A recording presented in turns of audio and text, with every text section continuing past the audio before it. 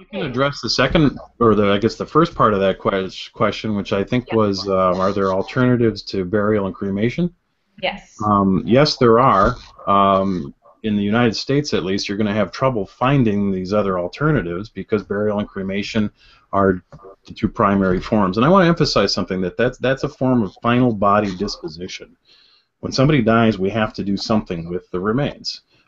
But burial, whether below ground or above, or cremation, that's not the funeral.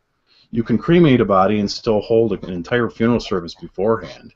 You can bury a body and hold a memorial service afterwards. So one is not necessarily exclusive.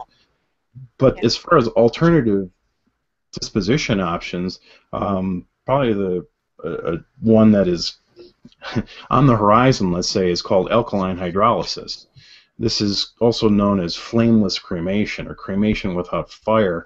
It involves basically a specially crafted chamber in which the body is placed. It uses relatively low temperatures, so somewhere around 170 degrees, and pressure, and it reduces the cadaver to a liquid. Now, anytime you see a reference or a story about this in mainstream journalism, they're going to refer to it as a goo, and nobody likes the thought of their body being changed into goo. So that's one of the hurdles that this form of disposition is facing. There's also another form of disposition that's still rather theoretical called Promethean, and essentially, to euphemize it, it's sort of freeze drying a body. It uses mechanical vibration and temperature to reduce a human body to a powder. Again, that was developed in Sweden quite a while ago.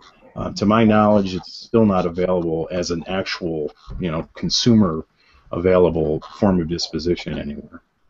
No, sorry. What are the advantages of those two alternatives to just regular cremation? Is it like more environmentally friendly or Yes, the primary, I mean, that's the advantage that alkaline hydrolysis and Promethean offer, or promise, I should say.